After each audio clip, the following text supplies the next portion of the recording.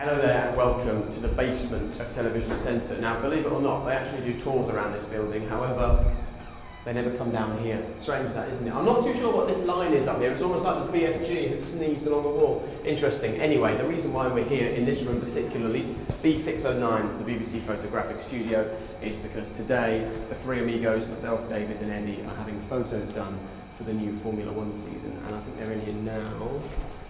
That's right, so the bit of flashing going on in a camera photo kind of way.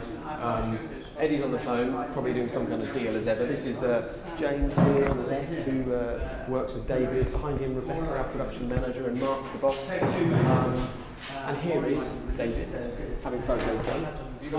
And Eddie, where are you going? What's happening here? This is just a little video for the start of the new F1 season. We thought we'd dive in there and have a chat about 2012. What do you think?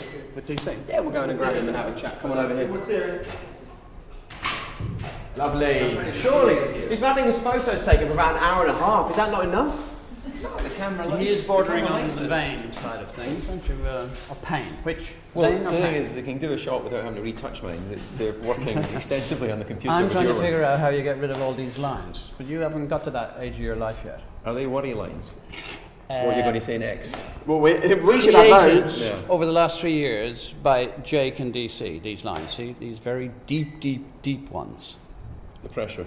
It's the pressure of BBC F1. The big Anxiety breaking news is a word I use. Big breaking news, of course, ahead of the new F1 season is that Eddie's planning on wearing a bead in his beard, which we're going to work very hard to make sure doesn't happen by the time we get to Australia. Do you think your people on Twitter should be put to the task of giving their opinion? Okay. Because I don't do Twitter. I'll Could you request bead or no bead? I will do exactly that. Talking of Twitter, David is now officially on there, yeah. And your username is?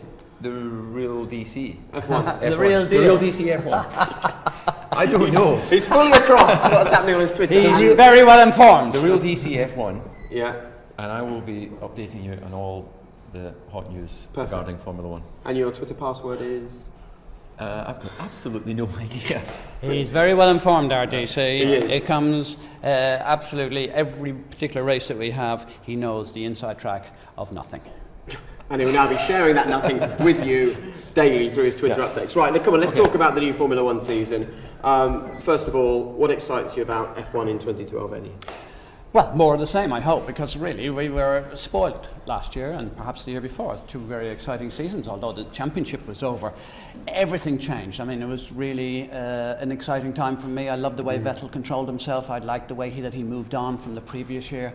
And I liked the reliability of the cars. I thought the races were very exciting, very good races. For me, the classic race that I've ever watched was Canada last year. Jensen was just a new man, really, recreated, reincarnated. DZ? Well, what is there left to say? What is there left to say? What I'm excited about is new cars, new technology. Yeah. They don't have the blown diffusers. They have an interesting take on the new regulations with the low nose. Ugly, isn't it? Well, you say that. Is it ugly? It looks like the Ferraris designed on the Fiat Multipla. I mean, it's not, you're not thinking, these are the launch cars. These are the launch cars. And for they people, will not. Because most people don't know what that Fiat you're talking about, because thankfully it never came to Britain.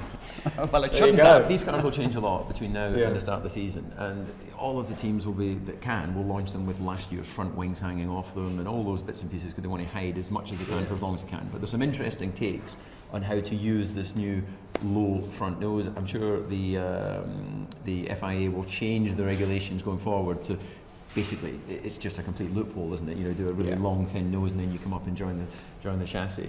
But if we think back to the race where there was no blown diffusers last year, Silverstone, Ferrari won that race. It was a bit of a, good battles going on down the field. So maybe we'll see a shake-up in the performance. Red Bull, of course, will be trying to do the hat-trick. McLaren will be trying to build on what they're very strong into the year. Ferrari have to be back. They had a pretty lean year with only one victory. And Mercedes, of course. It's time to actually deliver.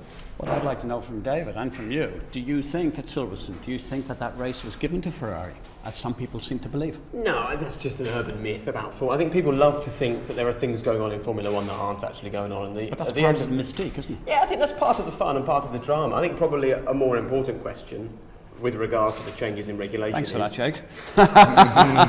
I knew you'd say something like that. Is what's going on with McLaren and the fact that they're the only team at the moment to have launched without a step on their nose. Does that mean they've taken a different design philosophy. No. Does it mean the regs have played into their hands so they can keep the current philosophy and it still works with them? Or will they look at what Adrian Newey has done and Ross Brawn and go, quick change of plan, let's change What that you now? see on all those cars? They can change it easily because it's basically the connecting point between the chassis and the nose. Yeah. If you look, everyone has taken that point and then done the profile nose, so they could put any shape of nose on these cars pretty much they want. You know, the front wing is more important than the nose. Do you expect them to do that at McLaren? I don't think they'll copy just for the sake of it. They'll only do it if it gives them performance. So it's a styling decision and a centre of gravity decision rather than something else. But you know, what actually is the difference in height between their chassis and Red Bull, for instance? They will nevertheless back-to-back it, and they will have back-to-backed it already in the wind tunnel. Explain what you mean by back-to-backed it. Well, they will put one car in exactly identical to the other, and then they will swap one nose to the other, and they'll have all the feedback, and they'll have the twist and the curve, and all the different parameters that a wind tunnel can do. Yaw and how the car penetrates the air in different things, not just a straight line, but also in cornering and damping and all sorts of different things. And there will be a very accurate piece of technology there that will prove one thing or the other. That doesn't mean it's right, because when a car goes on the track, they take different positions. Sure. David's already mentioned the teams chasing Red Bull. How much pressure is there this year on Ferrari, who've already launched their car and said that Felipe Massa has to improve his form and drive better than he has before? Mercedes, who we know are in Formula 1 to help them sell road cars. McLaren haven't won a Constructors' title since '98. How ferocious is that battle going to be at the front? Very ferocious in every way, because, you know, they've got to topple Adrian Newey and Red Bull, haven't they? And who's going to stand up and say that somebody in that group you've just mentioned is going to do that? I certainly wouldn't, because I'm not sure how any team is going to tackle the knowledge, the information. You know, you've got Mark and you've got Sebastian, two absolutely great drivers. They're working well together. The team is a very solid structure. They're not desperately employing new people. They're not desperately trying to bring something new into the program. They know what they've got, and it's going to take an almighty effort for any of the protagonists other than Red Bull to catch it. Okay, before we wrap this up, because I know you've got many hours of photos to have, let's just run through a few quick-fire questions. James Key leaving Sauber a few weeks before the start of the season. How much of a problem is that for the team? Where's he going? What's going on there? James Key, ex-Jordan guy. I think he'll wind up in Williams or Marussia or somewhere like that. Don't see him going back to Force India. That doesn't look on the cards. I think Williams, I like James. I think he's done a really, really good job, and Williams would be a nice home for him. Okay, strange timing, I suppose. In terms of the new cars and the look, your old team, Red Bull, a lot of talk about this little inlet just above the step, or just on the step. What is that about? Is it a cooling issue? Is it a way of blowing air through the car? Do you have any I think potentially it's all of those things, and it'll be part of the game for the other teams to try and work out exactly how they're utilising that gap. If it is a tool that enables them to do something else clever downstream, then that'll be quite tricky for them to copy. It's not like you can just copy a front profile of a wing, put it in manufacture and put it on the car. When it's actually an integral part of the chassis, then that's a long lead time item to make. Sure. Okay, and finally, 6 world champions on the grid. It's going to be an exciting season, isn't it? It is. I'm looking forward to seeing Raikkonen. Yeah. He's young enough. He's sorted himself out. I think. I don't suppose he'll be giving us any long interviews, giving it. And another joke I'm going to tell you. But I think he's fast, and it'll be exciting for the Lotus team. Michael got a little bit closer last year to Nico. Still needs to pick up his qualifying, but his race pace was good. And then all of those other quality world champions that have been in Formula 1 without a break. Okay, and a few new faces as well. And this is a sign of the shirts to come. We're going to go just as mad this year. Is that the plan? All to be revealed in due course. Okay, and let's just hope we don't see a bead hanging off that chin at any point. But I hope that you enjoyed that. Just to remind you, 10 live races on the BBC this year, including the British Grand Prix, the last race of the season, and Monaco, and for all the others, extended highlights, plenty of analysis, and we've got a rather tasty little tool for David to get right in there and talk about the racing.